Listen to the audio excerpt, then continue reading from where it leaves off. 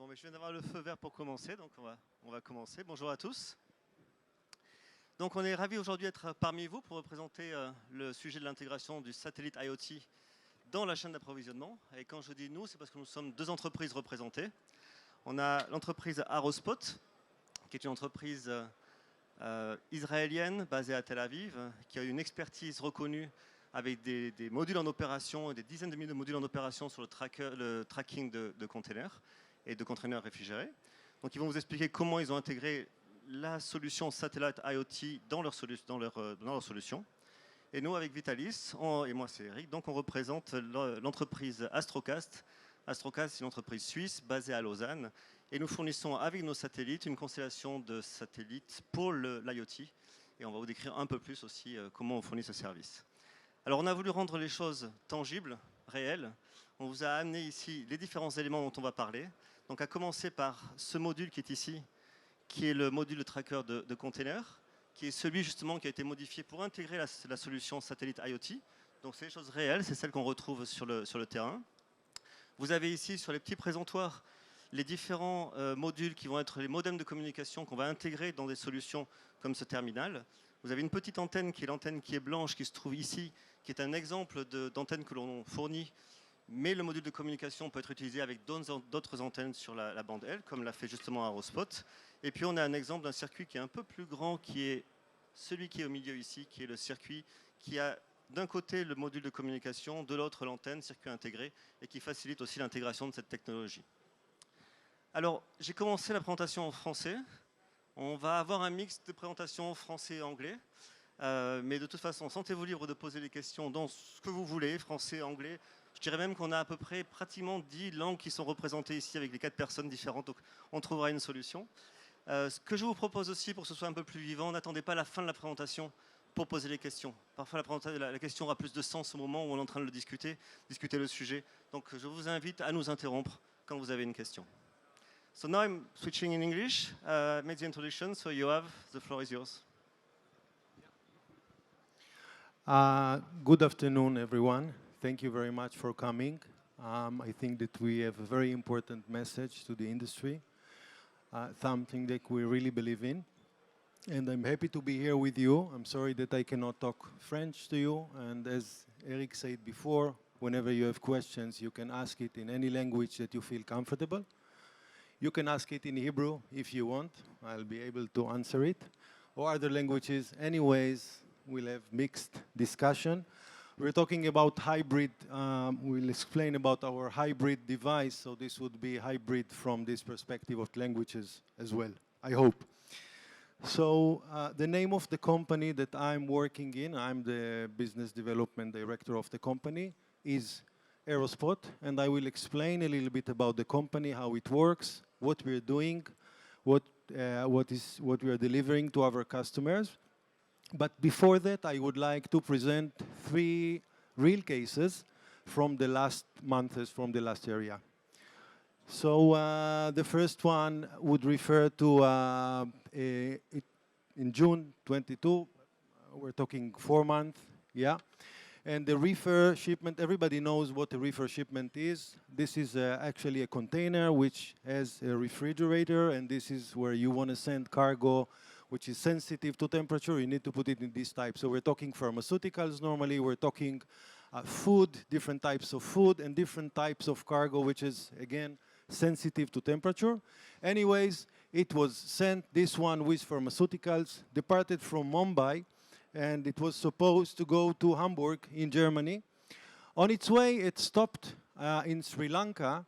And what happened is that we discovered, because we have our devices, one of our devices was installed on this container, we discovered that there was a failure in the refrigerator and the temperature increased, which is very unfortunate because the result was a $400,000 cargo that was damaged, which is very delicately to say completely ruined, and you have to throw it away. And then we ask ourselves, what if we knew it in real time? What we would do? And I want to take you 2 months late, to 1 month before, I'm sorry, to May 22, another real case. We're talking reefer shipment again from Mexico to Spain to the port of Valencia. Again, the same story, and it gets to the port in Valencia. We discovered that the power went off in this container. And again, the question is, what if we knew it in real time? And the answer is really obvious. We would save cargo. This time it was around 600,000 US dollars to save it. And we're not talking only about the money. We're talking about cargo. We're talking about some pharmaceuticals. We're talking about food. We're talking about these type of things. So it's not only the money here. It's much more than the money. And a third case, again, this time 7 reefers on the same ship, on the same vessel, going from, where was it, Spain.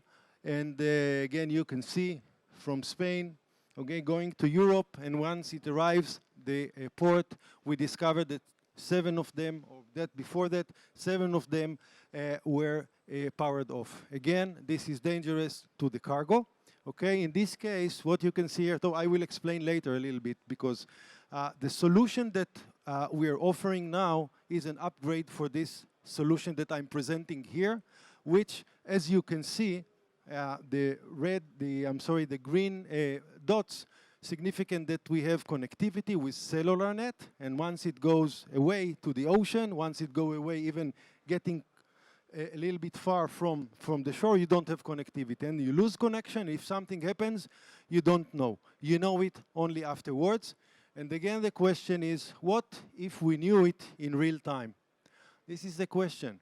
And if we move forward, then we ask yourself, why asking what if and not doing something about it? Now, you tell you this truth, every day I have like 50,000 questions that I ask myself, why if, and normally I do nothing about it. But this is not the case here. And why this is not the case, or why this is not the case? Yeah. Why Aerospot? Why this is relevant to what we are doing? This is the question, and this is what I want to present now. So the vision of our company is to make supply chains resilient. How? By making them visible. And when we don't have connectivity, we don't have visibility, we don't have transparency, and this is dangerous to different types of things. In these cases that I presented to you, it's straightforward. We're talking about the cargo. But again, there are many other things like fleet management, etc. Nowadays, when you talk about connectivity, you talk normally about cellular, you talk about different things, and we already know people are talking about satellite solutions. And this is what we thought about, how to complete, to get full coverage to our devices. So this is our value proposition. So what we are doing, we have solutions to sense your asset, to sense it, and then to track it, and then to trace it, and then to monitor it, and even a little bit more that we are doing. This is what we are doing, and this is to serve the purpose of having better, more resilient supply chains in different companies. We are end-to-end solution company. The solution is modular, but we are doing everything in-house.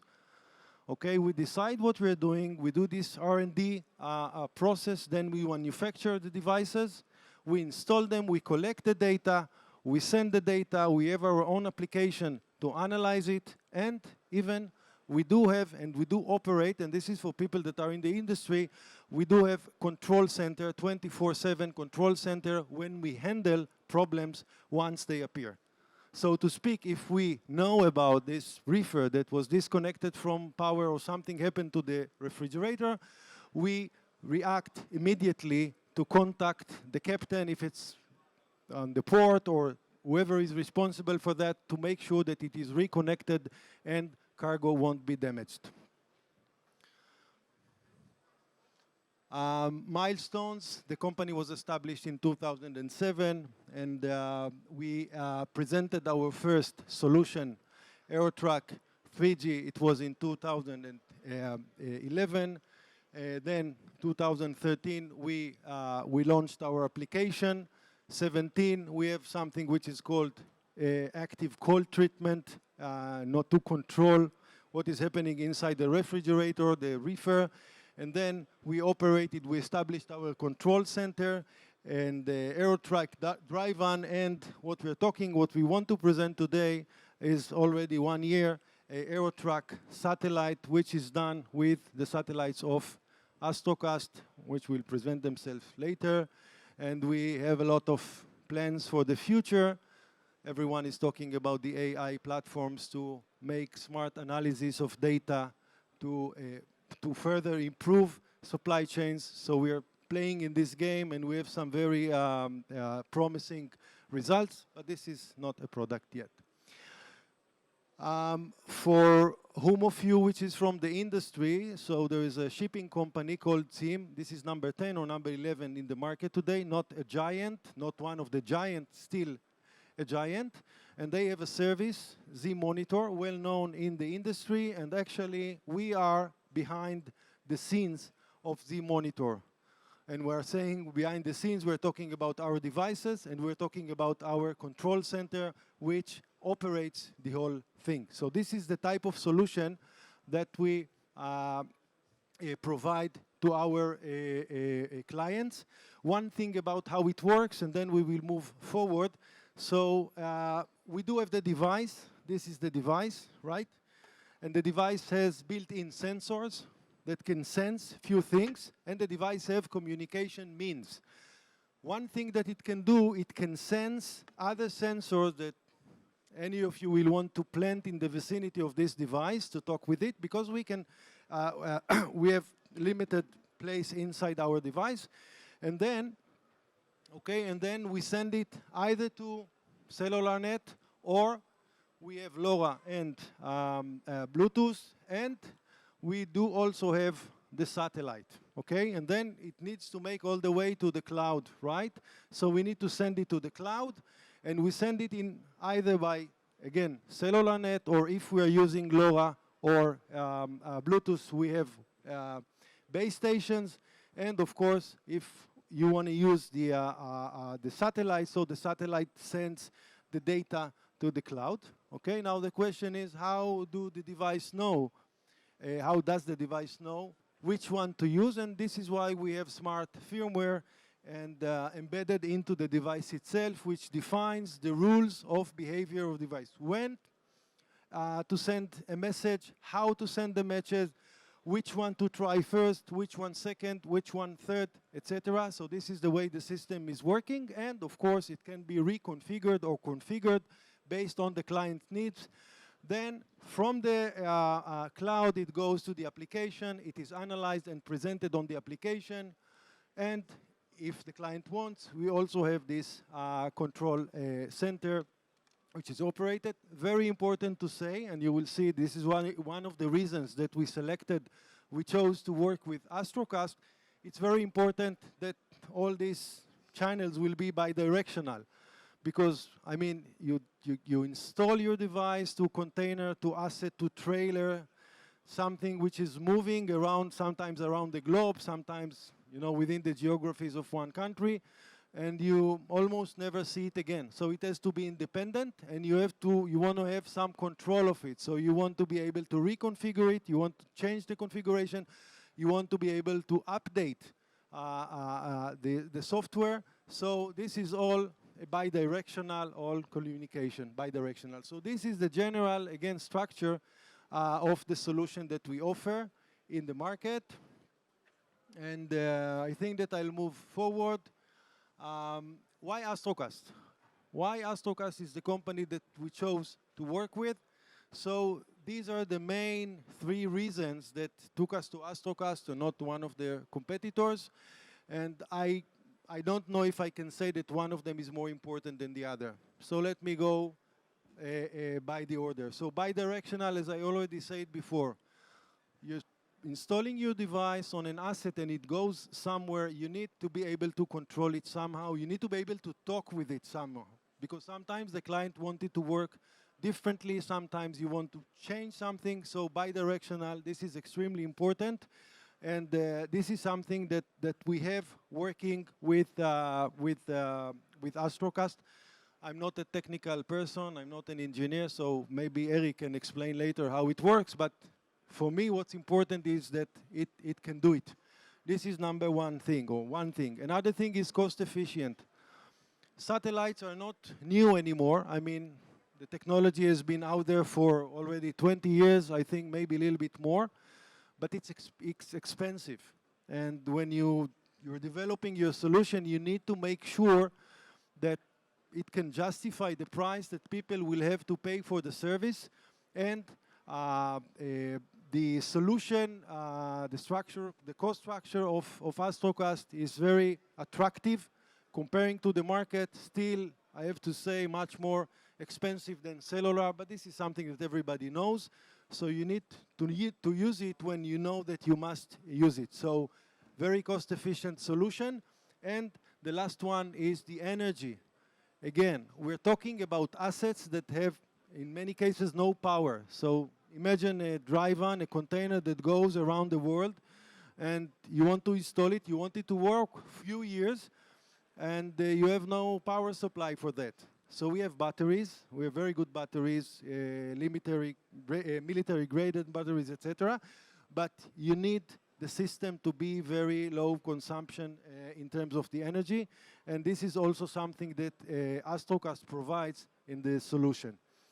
So this is as far as maybe one word about working with Astrocast and integrating the solution into our device. So I have to say two things, and I thought about it before, that in a way it sounds like they contradict each other, but actually they don't. Because on one hand, I mean, this is not a spaceship.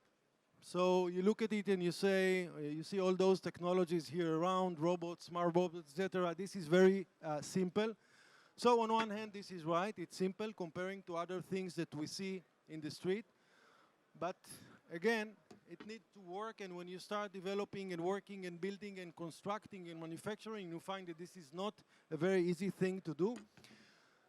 Astrocast technology, on one hand, is friendly, but on the other hand, we're talking satellites, we're talking very big systems, and we found it very, not easy, but very friendly in a way that we worked together with the engineers to integrate their solution into our device and to overcome some big challenges that we found along the way, and it's working.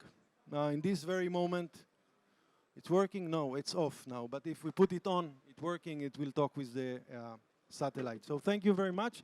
And I will let Eric to continue talk about Astrocast. Okay, thank you, Ran. And don't be shy to say that when you say that this is simple, well, actually it's not. It's a very complex environment. And this is what we like also working with them. Very complex because there is a lot of metal around.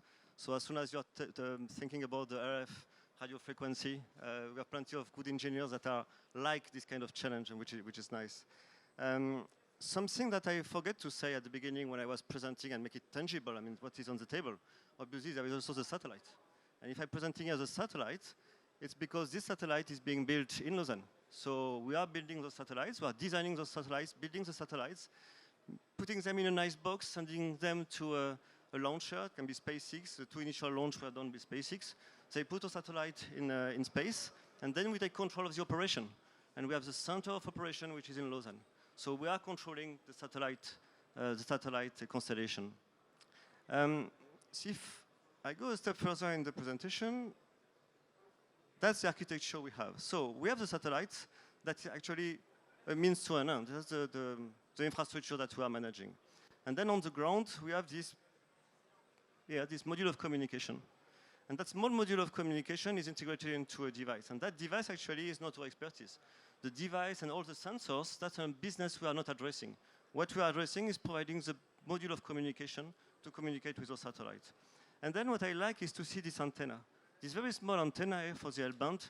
And so you just imagine that you have this small antenna with a satellite above at 500-600 kilometers, and they're able to communicate, which is crazy for me. But anyway, it works, as you said.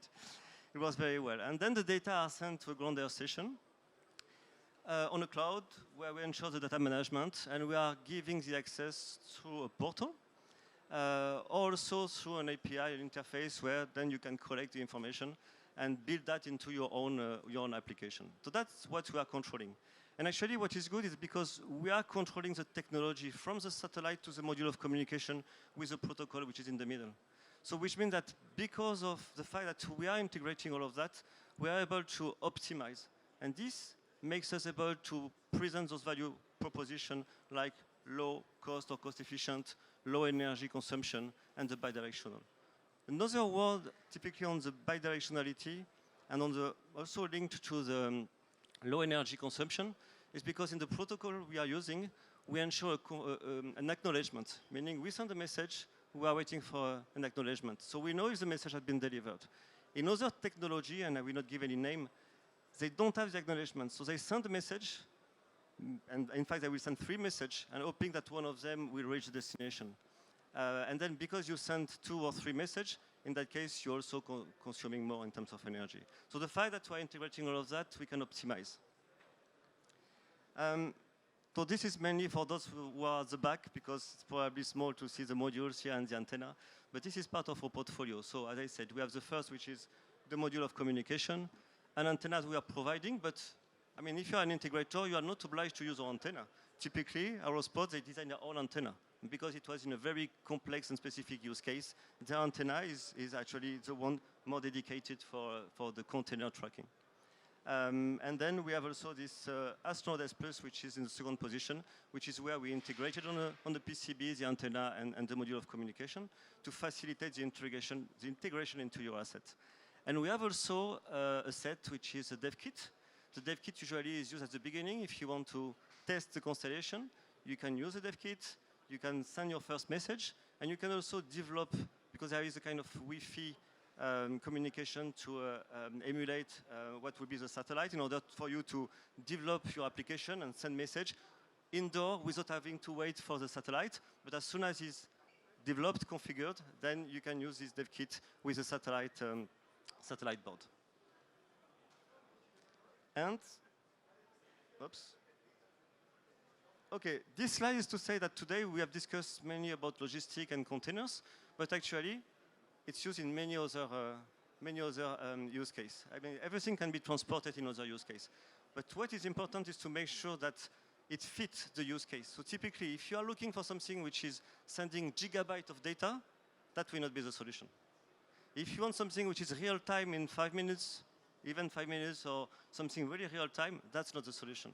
But we are typically in something which is IoT, which is a few messages, can be 4, 5, 10 messages a day with a few bytes.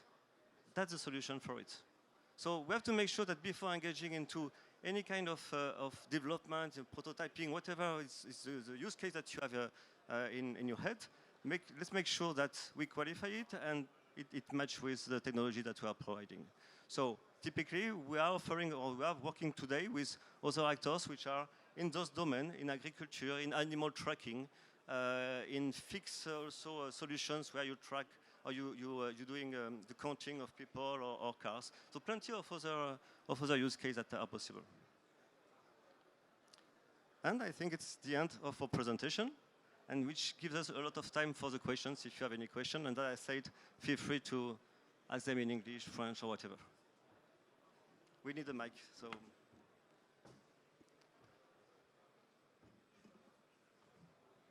Juste une petite question en français. Oui. Dans le cas des porte-containers, enfin, je ne suis pas un spécialiste en porte-containers, mais c'est des bateaux immenses. Il y a des containers qui sont tout en bas. Si on met le boîtier dans un container tout en bas, il arrive quand même à envoyer le signal radio au satellite. Alors, I will transfer this question to you. So we're talking about the containers which are stacked on the boat. And so with a normal question, we were expecting that question. If you put that device on a container which is on the first level, are you able to send a message and communicate, even if you have 2 or 3 other containers which are stacked? This is a very good question, because one of the biggest challenges that we find working in this environment of containers is exactly what you're talking about. If any of you have ever went on a ship, you see this is a monster, and you have like piles of containers, one on the other. So what we can tell you that, number one, it works well and it's proven. What do we do? This is one of the reasons that we developed our own proprietary antenna for this device, because the device we thought, we assessed that the device of Astrocat would be good enough for this purpose. We also offer some supporting solutions. One of them is Mesh, our devices. We have mesh technology. If you know what mesh technology is, in general, I would say a simple explanation that they construct their own network between different devices on different places on the net, and this is how they're making their way together to the satellite. So, but this is a very challenging environment, containers, and this is why we're focusing there, because we do have some smart solutions, and thank you for the question.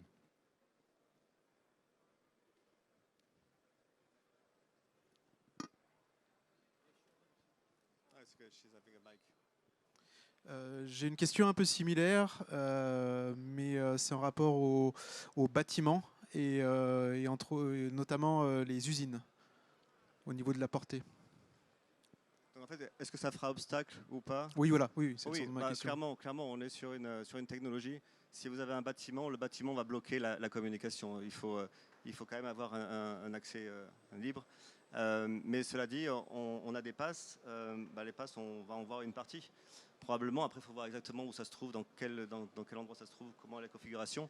Mais c'est vrai que ça fait obstacle. Yeah, I have two questions. You said low power and you said low cost. Can you give us some figures about the battery life and also the cost of a subscription for a satellite communication? Yeah, I will. Eric, we will answer for the battery life, and then you take the low cost, because... Good. Hi, my name is Ran. I'm the CEO of Aerospot. Regarding the battery life, we are talking about this device. There is a real hard technology, hard work that we did there. It's approximately 10,000 messages per life cycle of this specific device. From our experience, we have 15 years experience with containers. It can meet between 8 to 12 years of working time, because also we are not sending message every minute. If it's in one place, we can send every 2 days. If we see that it's moving, we start sending. So there is impact sensor, there is temperature sensor, there is all kind of technology. But in the end, the customer, the shipping line, they will get the information they need. So it's because of the technology of Astrocast, it is more or less like cellular power consumption. It gives us 10,000 with military batteries, not rechargeable batteries. So it's really very good technology. So this was the practical answer for your question. If you're an engineer and looking for the numbers, we'll be more than happy to provide you with the numbers, only that we are not the engineers. So we can talk about it later and get you in contact with our engineers to say. But in practical, this is what one said. 10,000 messages, and it's for years. Okay, so to finish with the questions, there are two other questions. One is related to the cost and price, and something tangible. And the other one on the consumption, and I will let Vitalis discuss a bit more, or explain a bit more the consumption. Now, to be very clear on the price, we have communicated the price recently when we did recently, it was in February with a commercial launch. So if you are looking for a module like the one which is on the table, it will be starting at $49 US dollar for the module. For the communication itself, if you send a few messages with a few bytes in a month, targeting something like 1 kilobyte per month, it will be $1. That gives you an order of magnitude. And maybe I can elaborate also a bit. We have different price plan, not going too much into detail, but what we have tried to do is to make the pricing actually a value proposition as well. Meaning that like in telecommunication, you have a plan, you know what you are going to do, you take your plan and then you are stuck with your plan. We have 5 plans. So the first one I gave you is the most expensive, in fact. And then you have other plans, but where you commit or where you already prepay, basically, not prepay, it's not the right word, but you are planning to do more volume of traffic. And actually what we decided is to make it even easier, very easy for the operation. Meaning instead of having the question every time, say, okay, am I in the optimized plan? We give you the 5 plans, and then we calculate which one is the best. So at the end of each month, we apply the best for you, actually. So you don't have to operate or simulate or whatever to try to optimize your operation, and we do it for you. In terms of consumption? Ok, alors je vais tenter de donner une meilleure idée sur ce qu'on appelle le low power. Une figure très brute, c'est les 0,35 watts en transmission max. Après, ce qui est peut-être un peu plus parlant, c'est en termes d'énergie par byte utilisé pour transmettre. On se situe assez proche de quelque chose comme l'aura Sigfox. Après, vous allez me dire, les puissances d'émission, c'est pas toujours pareil, etc. C'est vraiment une ordre de grandeur. Donc on est un peu dans le même genre que Sigfox l'aura. Et ce qui est peut-être intéressant aussi, au début d'Astrocast, on avait une feuille blanche. C'était un défi de développer le réseau, les satellites, les appareils, des devices aussi. Et en même temps, c'était un grand avantage parce qu'on a pu tout optimiser en termes de power consumption. Donc, on a développé notamment le protocole de communication avec Airbus, dont l'idée d'être le plus optimal possible. Il y a Eric qui a mentionné, on fait des acknowledge avec tous les messages, mais on fait même des acknowledge avec des petits paquets qu'on envoie. Donc, on peut, dans le réseau, on peut envoyer des messages partiels si on perd le satellite. Et au prochain pass, on complète le message. Donc, on ne doit pas renvoyer tout le message. Donc, il y a plein de petits détails comme ça qui font qu'à la fin de la journée, le réseau en soi est très optimisé en énergie.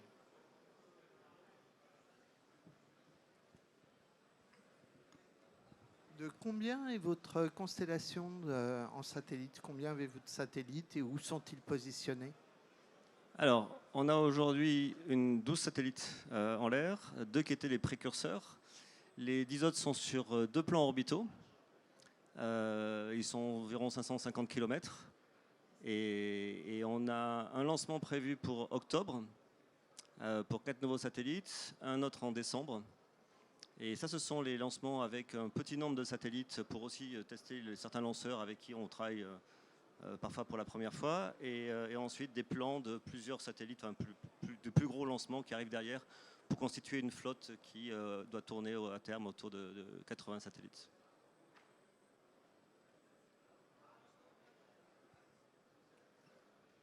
Il y avait une question, je crois, devant, il me semble, non? Ouais.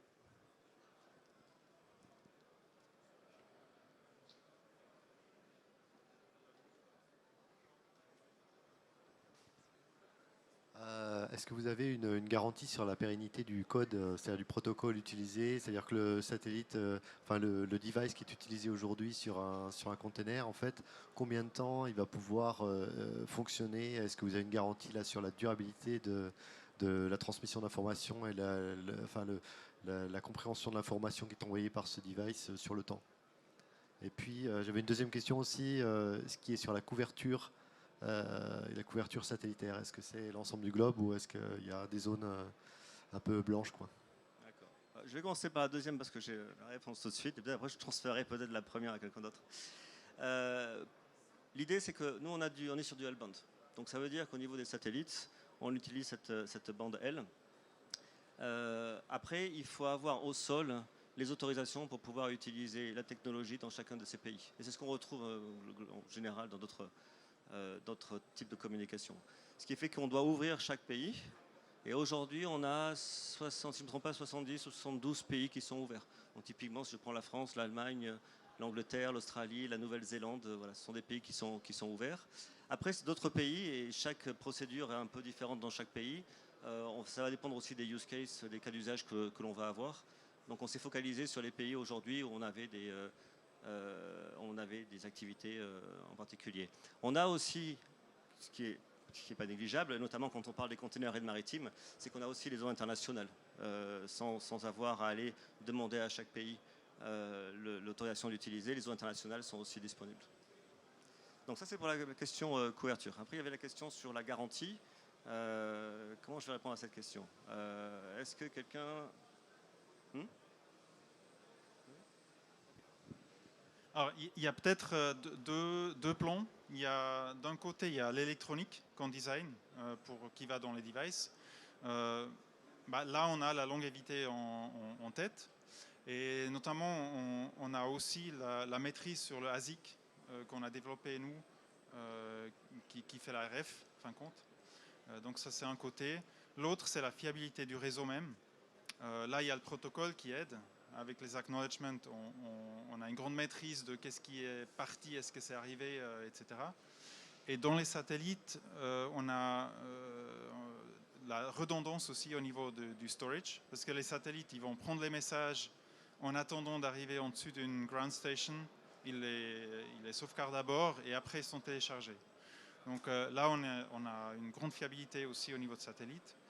Et d'un point de vue global, on a notre centre d'opération qui fait du monitoring non-stop sur toute la constellation. On a également des appareils qui sont installés autour du globe qui font en même temps des transmissions satellites et cellulaires qui nous permettent de monitorer est-ce qu'on a reçu quelque chose via le cellulaire qui n'est pas arrivé par satellite. Ça donne une bonne indication sur le fonctionnement du réseau, ce qui permet pour nous d'être certains qu'on n'a pas des problèmes quelque part.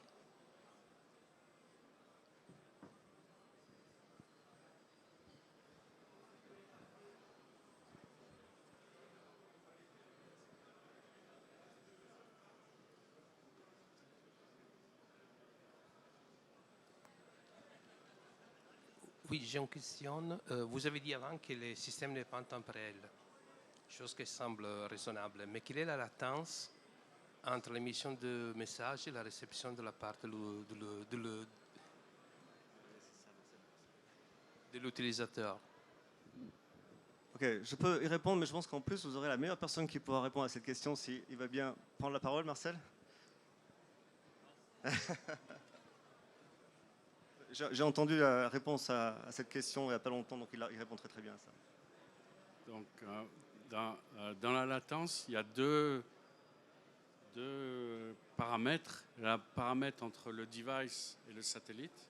Et là, ça dépend des passes du satellite, mais aussi du device, la façon dont il est configuré, programmé. Et en général, à l'heure actuelle, on est entre 6 heures, 7 heures avec nos deux plans orbitaux. Puis une fois que les messages sont dans le satellite, là, ça dépend des ground stations qu'on a. Et donc, à l'heure actuelle, on a 4 ground stations, une au pôle Nord, une au pôle Sud, en Australie, la troisième aux Açores, la quatrième aux Açores.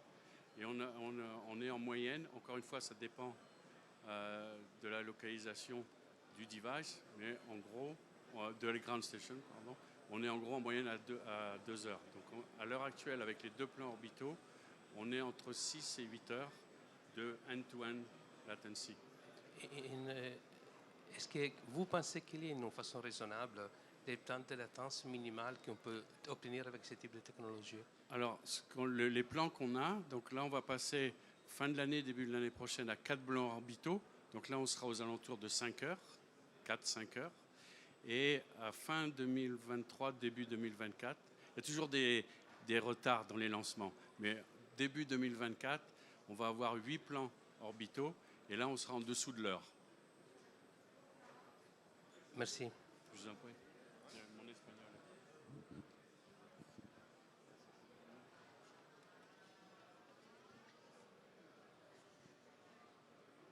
Est-ce qu'il y a d'autres questions? Non? Alors je vous invite... je vais mettre la prochaine slide. Si ça va bien fonctionner. Bon, ça ne fonctionne pas. Si. Ah, j'y étais. Zut.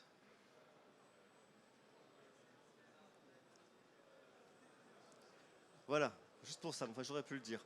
C'est le stand E20, E020, donc Elle, être. On va ramener tout ça là-bas, le satellite et puis les différents composants. On vous accueille bien volontiers si vous avez des questions.